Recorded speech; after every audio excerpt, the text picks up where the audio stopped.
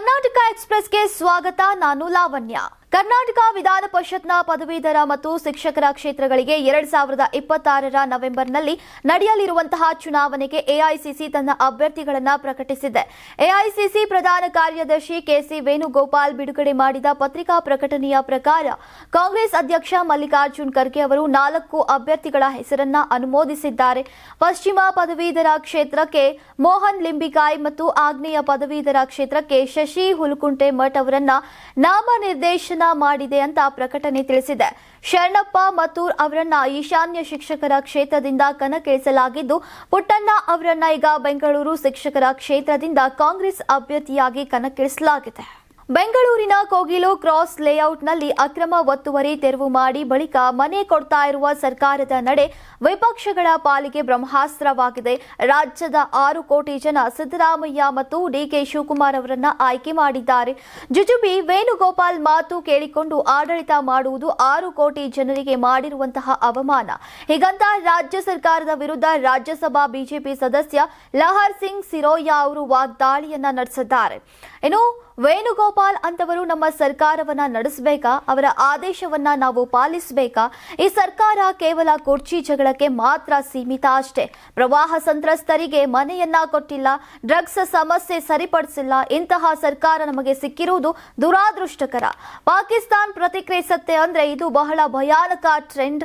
ಇನ್ನು ಪಶ್ಚಿಮ ಬಂಗಾಳ ರೀತಿ ಇಲ್ಲಿ ಆದ್ರೆ ನಮ್ಮ ಗತಿ ಏನು ಅಂತ ರಾಜ್ಯಸಭಾ ಸದಸ್ಯ ಲಹರ್ ಸಿಂಗ್ ಅವರು ಪ್ರಶ್ನಿಸಿದ್ದಾರೆ. ಪ್ರಾಕೃತಿಕ ವಿಕೋಪಗಳಿಂದ ನಿರಾಶ್ರಿತರಾದ ಕನ್ನಡಿಗರಿಗೆ ಹಲವು ವರ್ಷಗಳಿಂದ ಪರಿಹಾರ ನೀಡದೇ ಇರುವ ವಿಚಾರ ಮುನ್ನೆಲೆಗೆ ಬಂದಿದೆ. ಇದೀಗ ಕಾಂಗ್ರೆಸ್ ವಿರುದ್ಧ ಜೆಡಿಎಸ್ ಎಕ್ಸ್ ಮೂಲಕ ವಾಗ್ದಾಳಿಯನ್ನ ನಡೆಸಿದೆ. ಸಿಎಂ ಸಿದ್ದರಾಮಯ್ಯ ಅವರನ್ನ ಕೇರಳಿಗರ ಚೇಟಾ ಸಿದ್ದರಾಮಯ್ಯ ಅಂತ ಜರಿದಿದೆ. ಅಲ್ಲದೆ ಕೇರಳಕ್ಕಾಗಿ ಸಿದ್ದರಾಮಯ್ಯ ಈವರೆಗೆ ಏನೇನು ಮಾಡಿದ್ದಾರೆ ಎಂಬ ಪಟ್ಟಿಯನ್ನ ನೀಡಿದೆ. ಇದೊಂದು ಪ್ರಕರಣಕ್ಕೆ ಮಾತ್ರ ಸೀಮಿತ ಅಂತ ತಿಪ್ಪೆ ಸಾರುವ ಕೇರಳಿಗರ ಚೇಟಾ ಸಿದ್ದರಾಮಯ್ಯ ಅವರ ವಸತಿ ರಹಿತ ಕನ್ನಡಿಗರಿಗೆ ಮಿಡಿಯದ ಮಾನವೀಯತೆ, ಕೇರಳದ ಅಕ್ರಮ ವಲಸಿಗರಿಗೆ ಮಿಡಿತಾ ಇರುವಂತಹ ಇಬ್ಬಗೆ ನೀತಿಗೆ ಈಗ ಧಿಕ್ಕಾರವಿರಲಿ. ಹೈಕಮಾಂಡ್ ಆರ್ಡರ್ ಅನ್ನ ತಲೆಬಾಗಿ ಕುರ್ಚಿ ಕಳೆದುಕೊಳ್ಳುವ ಭೀತಿಯಲ್ಲಿ ಅಕ್ರಮ ವಲಸಿಗರ ಪರವಾಗಿ ತರಾತುರಿಯಲ್ಲಿ ಸಭೆಗಳನ್ನ ನಡೆಸಿ ಆದೇಶವನ್ನ ಹೊರಡಿಸಿದೆ. ವಸತಿ ರಹಿತ ಕನ್ನಡಿಗರಿಗೆ ಬಗೆದ ವಿಶ್ವಾಸ ದ್ರೋಹವಲ್ಲವೇ? ಕರ್ನಾಟಕದಲ್ಲಿ ಸುಮಾರು 30 ಲಕ್ಷಕ್ಕೂ ಹೆಚ್ಚು ವಸತಿ ರಹಿತ ಬಡ ಕನ್ನಡಿಗರಿಗೆ ಸೂರಿಲ್ಲ. ವಸತಿ ಇಲಾಖೆಯ ಮನೆ ಹಂಚಿಕೆಗಾಗಿ ಅರ್ಜಿಯನ್ನ ಸಲ್ಲಿಸಿ ಲಕ್ಷಾಂತರ ಜನರು ಹಗಲು ರಾತ್ರಿ ದುಡಿದ ಹಣವನ್ನ ಮುಂಗಡ ಕಟ್ಟಿ ವರ್ಷಾನುಗಟ್ಟಲೆ ಇನ್ನೂ ಕಾಯ್ತಾ ಇದ್ದಾರೆ. ಇಂತಹ ನಿರ್ಗತಿಕರಿಗೆ ಮನೆಗಳನ್ನ ನೀಡುವ ಮನಸ್ಸು ಕಾಂಗ್ರೆಸ್ ಸರ್ಕಾರಕ್ಕೆ ಇಲ್ಲವಾಗಿದೆ ಅಂತ ಜೆಡಿಎಸ್ ಆಕ್ರೋಶವನ್ನ ವ್ಯಕ್ತಪಡಿಸಿದೆ. ಬಾಂಗ್ಲಾದೇಶದಲ್ಲಿ ಹಿಂದೂಗಳ ಮೇಲೆ ನಡೀತಾ ಇರುವಂತಹ ದೌರ್ಜನ್ಯವನ್ನ ಶ್ರೀರಾಮ ಸೇನೆ ಮುಖ್ಯಸ್ಥ ಪ್ರಮೋದ್ ಮುತಾಲಿಕ್ ಅವರು ಖಂಡಿಸಿದ್ದಾರೆ. ಧಾರವಾಡದ ಸುದ್ದಿಗೋಷ್ಠಿಯಲ್ಲಿ ಮುತಾಲಿಕ್ ಮಾತನಾಡಿದ್ದು, ಹಿಂದೂಗಳ ರಕ್ಷಣೆಗೆ ಮುಂದಾಗುವಂತೆ ಪ್ರಧಾನಿ ನರೇಂದ್ರ ಮೋದಿ ಅವರಿಗೆ ಆಗ್ರಹಿಸಿದ್ದಾರೆ. ಕೇಂದ್ರ ಸರ್ಕಾರ ಮೌನವಾಗಿರುವುದು ಶೋಭೆ ತರಲ್ಲ. 56 ಇಂಚಿನ ನರೇಂದ್ರ ಮೋದಿಯ ಭಾರತ ಇದೆ. ಬಾಂಗ್ಲಾದೇಶಕ್ಕೆ ಸರಿಯಾದ ಉತ್ತರ ಕೊಡಬೇಕು. ಇದು 100 ಕೋಟಿ ಹಿಂದೂಗಳ ಆಗ್ರಹವಾಗಿದೆ. ನಮ್ಮ ದೇಶದಲ್ಲಿರುವಂತಹ ಬಾಂಗ್ಲಾ ಮುಸ್ಲಿಮರನ್ನ ಒದ್ದು ಹೊರಗೆ ಹಾಕಿ ಅಂತ ಮುತಾಲಿಕ್ ಅವರು ಆಗ್ರಹಿಸಿದ್ದಾರೆ. ಇನ್ನು ಬೆಂಗಳೂರಿನ ಕೋಗಿಲು ಲೇಔಟ್ ನಿರಾಶ್ರಿತರಿಗೆ ಮನೆ ಕಟ್ಟಿಕೊಡೋಕೆ ಮುಂದಾದಂತಹ ರಾಜ್ಯ ಸರ್ಕಾರದ ನಿರ್ಧಾರವನ್ನ ಟೀಕಿಸಿದ್ದಾರೆ. ರಾಜ್ಯದಲ್ಲಿ 37 ಲಕ್ಷ ಜನರಿಗೆ ಮನೆ ಇಲ್ಲ.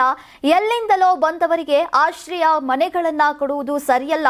ರಾಜಕಾರಣಿಗಳು ಮತ ಬ್ಯಾಂಕ್ ಸಲುವಾಗಿ ಅತಿಕ್ರಮಣಕ್ಕೆ ಅವಕಾಶ ಕೊಡ್ತಾರೆ, ದೇಶವನ್ನ ಮಾರಾಟ ಮಾಡ್ತಾ ಇದ್ದಾರೆ ಅಂತ ಪ್ರಮೋದ್ ಮುತಾಲಿಕ್ ಅವರು ಗುಡುಗಿದ್ದಾರೆ. ಕರ್ನಾಟಕದವರಿದ್ರೆ ಮಾತ್ರ ಮನೆ ಕೊಡ್ತೇವೆ, ಹೊರಗಿನಿಂದ ಬಂದವರಿಗೆ ನಾವು ಮನೆ ಕೊಡಲ್ಲ ಅಂತ ಕೋಗಿಲು ಲೇಔಟ್ನಲ್ಲಿ ಅಕ್ರಮ ಮನೆ ತೆರವು ವಿವಾದಕ್ಕೆ ಈಗ ವಸತಿ ಸಚಿವ ಜಮೀರ್ ಅಹಮದ್ ಅವರು ಸ್ಪಷ್ಟನೆ ನೀಡಿದ್ದಾರೆ.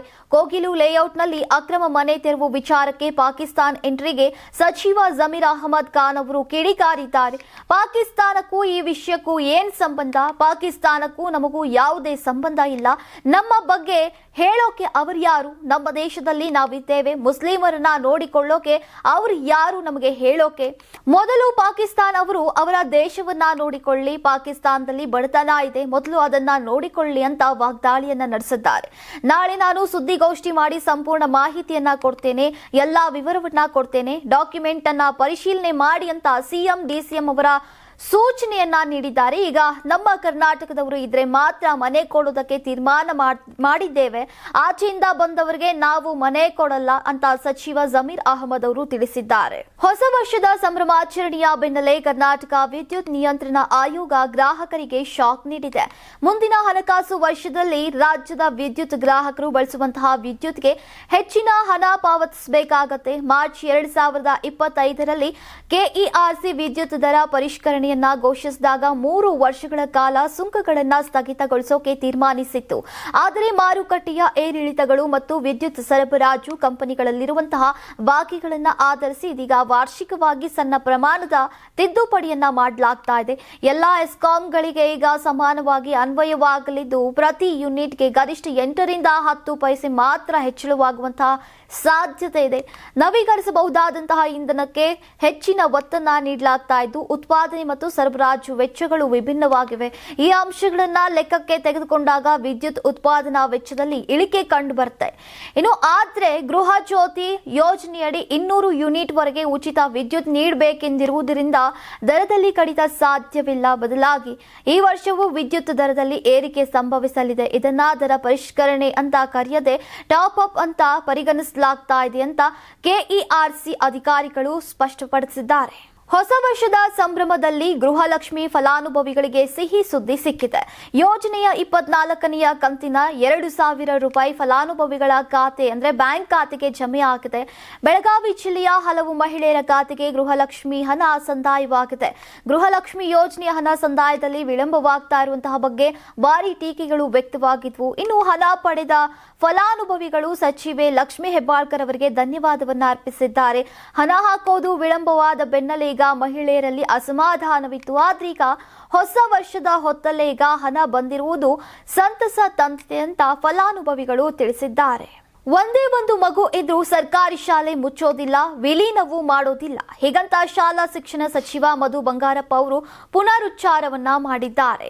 ಸರ್ಕಾರಿ ಶಾಲೆಗಳನ್ನ ಮುಚ್ಚಬೇಡಿ ಎಂಬ ಸಾಹಿತಿ ಬರಗೂರು ರಾಮಚಂದ್ರಪ್ಪ ಮನವಿ ವಿಚಾರಕ್ಕೆ ವಿಧಾನಸೌಧದಲ್ಲಿ ಪ್ರತಿಕ್ರಿಯಿಸಿದ್ದಾರೆ. ಶಾಲೆಗಳನ್ನ ವಿಲೀನ ಮಾಡುವ ಅಧಿಕಾರ ನಮಗೆ ಇಲ್ಲ, ನಾವು ವಿಲೀನವೂ ಮಾಡುವುದಿಲ್ಲ. ಬರಗೂರು ರಾಮಚಂದ್ರಪ್ಪ ಅವರಿಗೂ ಈ ಮಾಹಿತಿಯನ್ನ ಕೊಡಲಾಗಿದೆ. ಸ್ವ ಇಚ್ಛೆಯಿಂದ ಕೆಪಿಎಸ್ ಶಾಲೆಗೆ ವಿಲೀನ ಮಾಡ್ತೀವಿ ಅಂದ್ರೆ ನಾನು ಇಲ್ಲ ಅನ್ನೋಕೆ ಆಗೋದಿಲ್ಲ. ನಾನು ಈಗಾಗಲೇ ಹೇಳಿದ್ದೇನೆ, ಒಂದು ಮಗು ಇದ್ರೂ ಕೂಡ ಶಾಲೆಯನ್ನ ಮುಚ್ಚೋದಿಲ್ಲ. ಟೀಚರ್ ಇರ್ತಾರೆ, ಮಧ್ಯಾಹ್ನದ ಊಟವೂ ಇರುತ್ತೆ. ಕೆಪಿಎಸ್ ಒಳ್ಳೆಯ ಪ್ರಾಜೆಕ್ಟ್ ನಿಲ್ಲಿಸೋಕೆ ಆಗುವುದಿಲ್ಲ. ಇನ್ನು ಗುಣಮಟ್ಟದ ಶಿಕ್ಷಣ ಸಿಗಲಿದೆ. ಉತ್ತೀರ್ಣ ಅಂಕ ಕಡಿಮೆ ಮಾಡಿರೋದಕ್ಕೆ ಈಗ ಬರಗೂರು ಅವರ ವಿರೋಧ ಇದೆ. ಬೇರೆ ರಾಜ್ಯದಲ್ಲಿ ಏನಿದೆ ಅಂತ ಬರಗೂರು ರಾಮಚಂದ್ರಪ್ಪ ನೋಡಿಕೊಂಡು ಬರಲಿ. ಯಾಕೆ ಬೇರೆ ರಾಜ್ಯದವರಿಗೆ ಕೆಲಸ ಸಿಗತ್ತೆ ಅಂತ ತಿಳಿದುಕೊಂಡ್ರೆ ಉತ್ತರ ಸಿಗತ್ತೆ. ಉದ್ಯೋಗ ಸಿಗದಿದ್ರೂ ಕೂಡ ಇದು ಒಳ್ಳೆಯ ಬೆಳವಣಿಗೆ. ಬಿಇಒ ಹೇಳಿದ್ರೆ ಅವರನ್ನ ಕರೆದುಕೊಂಡು ಬಂದ್ರೆ ಅವರನ್ನೇ ಅಮಾನತು ಮಾಡ್ತೀನಿ ಅಂತ ಸಚಿವ ಮಧು ಬಂಗಾರಪ್ಪ ಅವರು ಊಹಾಪೋಹಗಳಿಗೆಲ್ಲ ಕ್ಲಾರಿಟಿ ಕೊಟ್ಟಿದ್ದಾರೆ. ಹೊಸ ವರ್ಷಾಚರಣೆಯ ಸಂದರ್ಭದಲ್ಲಿ ಯಾವುದೇ ಅಹಿತಕರ ಘಟನೆಗಳು ನಡೆಯದಂತೆ ಬೆಂಗಳೂರು ಪೊಲೀಸ್ ಫುಲ್ ಅಲರ್ಟ್ ಆಗಿದ್ದಾರೆ. ನಗರದಾದ್ಯಂತ ಬಿಗಿ ಬಂದೋಬಸ್ತ್ ವ್ಯವಸ್ಥೆಯನ್ನ ಮಾಡಿಕೊಂಡಿದ್ದಾರೆ. ಕೋರಮಂಗಲ, ಇಂದಿರಾನಗರ, ಎಂಜಿ ರೋಡ್ ಹೀಗೆ ಪಾರ್ಟಿ ಹಾಟ್ಸ್ಪಾಟ್ಗಳಲ್ಲಿ ಹದ್ದಿನ ಕಣ್ಣಿಟ್ಟಿದ್ದಾರೆ. ಈ ಮಧ್ಯೆ ಪಾರ್ಟಿ ಪ್ರಿಯರಿಗೆ ನಮ್ಮ ಮೆಟ್ರೋ ಸಿಹಿ ಸುದ್ದಿಯನ್ನ ನೀಡಿದೆ. ಡಿಸೆಂಬರ್ 31ರ ರಾತ್ರಿ ಮತ್ತು ಜನವರಿ 1ರ ಬೆಳಗ್ಗೆ ವಿಶೇಷ ವೇಳಾಪಟ್ಟಿಯನ್ನ ಬಿಡುಗಡೆ ಮಾಡಿದೆ. ಹೊಸ ವರ್ಷಾಚರಣೆಯ ವೇಳೆ ಪ್ರಯಾಣಿಕರಿಗೆ ಅನುಕೂಲವಾಗೋಕೆ ನೇರಳೆ, ಹಸಿರು ಮತ್ತು ಹಳದಿ ಮಾರ್ಗಗಳಲ್ಲಿ ಸೇವಾ ಸಮಯವನ್ನ ವಿಸ್ತರಿಸಿದೆ.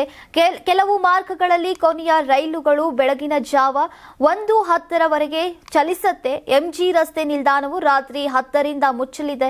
ಮೆಜೆಸ್ಟಿಕ್ನಲ್ಲಿ ರಾತ್ರಿ 2:45ಕ್ಕೆ ಕೊನೆಯ ರೈಲು ಇರಲಿದೆ.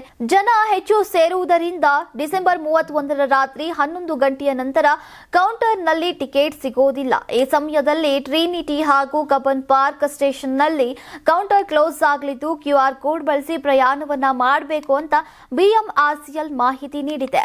ನೇರಳೆ ಮಾರ್ಗ ವೈಟ್ ಫೀಲ್ಡ್ನಿಂದ ಚಲ್ಲಘಟ್ಟಕ್ಕೆ ಮತ್ತು ಚಲ್ಲಘಟ್ಟದಿಂದ ವೈಟ್ ಫೀಲ್ಡ್ಗೆ ಕೊನೆಯ ರೈಲುಗಳು ಕ್ರಮವಾಗಿ ಮಧ್ಯರಾತ್ರಿ 1:45 ಮತ್ತು 2 ಗಂಟೆಗೆ ಹೊರಡುತ್ತೆ. ಗ್ರೀನ್ ಲೈನ್ನಲ್ಲಿ ಮಾದಾವರ ಮತ್ತು ಸಿಲ್ಕ್ ಇನ್ಸ್ಟಿಟ್ಯೂಟ್ ನಡುವಿನ ಕೊನೆಯ ಸೇವೆಗಳು 2 ದಿಕ್ಕುಗಳಲ್ಲಿ ಮಧ್ಯರಾತ್ರಿ 2 ಗಂಟೆಗೆ ಹೊರಡುತ್ತೆ. ಹುಬ್ಬಳ್ಳಿಯ ಕೆಎಂಸಿಆರ್ಐ ಆಸ್ಪತ್ರೆ ಮೇಲೆ ಲೋಕಾಯುಕ್ತರು ದಾಳಿ ಮಾಡಿದ್ದು ದಾಖಲಾತಿಗಳ ಪರಿಶೀಲನೆಯನ್ನ ನಡೆಸುತ್ತಿದ್ದಾರೆ. ಆಸ್ಪತ್ರೆಯಲ್ಲಿ ಔಷಧಿಗಳನ್ನ ಹೊರಗೆ ಬರೆದು ಕೊಡ್ತಾ ಇರುವ ಬಗ್ಗೆ ದೂರುಗಳು ಬಂದಿದ್ವು. ವ್ಯಕ್ತಿಯೋರ್ವ ಇಂಜೆಕ್ಷನ್ಗಾಗಿ ಪರದಾಡ್ತಾ ಇದ್ದಂತಹ ವಿಡಿಯೋ ಒಂದು ವೈರಲ್ ಆಗಿತ್ತು. ಈ ಬಗ್ಗೆ ಉಪಲೋಕಾಯುಕ್ತ ಫಣೀಂದ್ರ ಸ್ವಯಂ ದೂರನ್ನ ದಾಖಲಿಸಿಕೊಂಡು ತನಿಖೆಯನ್ನ ನಡೆಸೋಕೆ ಸೂಚನೆಯನ್ನ ನೀಡಿದ್ರು. ಉಪಲೋಕಾಯುಕ್ತರ ಸೂಚನೆಯ ಹಿನ್ನೆಲೆಯಲ್ಲಿ ಧಾರವಾಡ ಲೋಕಾಯುಕ್ತ ಎಸ್ಪಿ ಸಿದ್ದಲಿಂಗಪ್ಪ ನೇತೃತ್ವದಲ್ಲಿ ದಾಳಿಯನ್ನ ನಡೆಸಲಾಗಿದೆ. ಅಧಿಕಾರಿಗಳು ಪ್ರತಿಯೊಂದು ವಿಭಾಗಗಳಲ್ಲೂ ಪರಿಶೀಲನೆಯನ್ನ ನಡೆಸುತ್ತಿದ್ದಾರೆ. 12 ತಂಡಗಳ 40 ಸಿಬ್ಬಂದಿ ಪರಿಶೀಲನೆಯಲ್ಲಿ ತೊಡಗಿದ್ದಾರೆ ಅಂತ ಹೇಳಿದ್ದಾರೆ. ಕರ್ನಾಟಕ ಟಿವಿ ಮತ್ತು ಆಟ್6 ವತಿಯಿಂದ ಸಂಕ್ರಾಂತಿ ಹಬ್ಬದ ಪ್ರಯುಕ್ತ ರಾಜ್ಯ ಮಟ್ಟದ ರಂಗೋಲಿ ಸ್ಪರ್ಧೆ. Sponsor Saptagiri university. Associate sponsor Jeeni slim. Jeeni ಮನೆಯಲ್ಲಿದ್ದರೆ ನೀವು ಸ್ಲಿಮ್ ಆಗೋದು guarantee.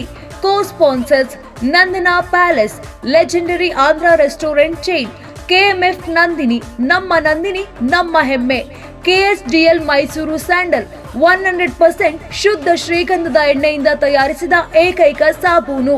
Shri Sai gold palace, ನಿಮ್ಮ ವಿಶೇಷ ಸಂದರ್ಭಗಳ ಸಂಗಾತಿ. ಬೆಂಗಳೂರು ಸೇರಿದಂತೆ ರಾಜ್ಯದ ಹಲವೆಡೆ ಸ್ಪರ್ಧೆಯಲ್ಲಿ ಭಾಗಿಯಾಗಿ ಆಕರ್ಷಕ ಬಹುಮಾನ ಗೆಲ್ಲಿ. ಹೆಸರು ನೋಂದಾಯಿಸಲು ಕರೆ ಮಾಡಿ 9113549531. ತಾಲೂಕು, ಜಿಲ್ಲಾ ಮಟ್ಟ ಹಾಗೂ ಬೆಂಗಳೂರಿನಲ್ಲಿ ಏರಿಯಾವಾರು ಸಂಕ್ರಾಂತಿ ರಂಗೋಲಿ ಸ್ಪರ್ಧೆ. ಅರ್ಹತಾ ಸುತ್ತಿನಿಂದ ಗ್ರ್ಯಾಂಡ್ ಫಿನಾಲೆ ತನಕ ಪ್ರತಿ ಹಂತದಲ್ಲೂ ನಗದು ಬಹುಮಾನ. ಅರ್ಹತಾ ಸುತ್ತಿನ ಮೊದಲ ಬಹುಮಾನ 5,000 ರೂಪಾಯಿ. ಅರ್ಹತಾ ಸುತ್ತಿನ ದ್ವಿತೀಯ ಬಹುಮಾನ 3,000 ರೂಪಾಯಿ. ಅರ್ಹತಾ ಸುತ್ತಿನ ತೃತೀಯ ಬಹುಮಾನ 2,000 ರೂಪಾಯಿ. ಫಿನಾಲೆಯ ಮೊದಲ ಬಹುಮಾನ 30,000 ರೂಪಾಯಿ. ಫಿನಾಲೆಯ ದ್ವಿತೀಯ ಬಹುಮಾನ 20,000 ರೂಪಾಯಿ. ಫಿನಾಲೆಯ ತೃತೀಯ ಬಹುಮಾನ 10,000 ರೂಪಾಯಿ. ಒಟ್ಟಾರೆ 5 ಲಕ್ಷ ನಗದು ಬಹುಮಾನ ವಿತರಣೆ.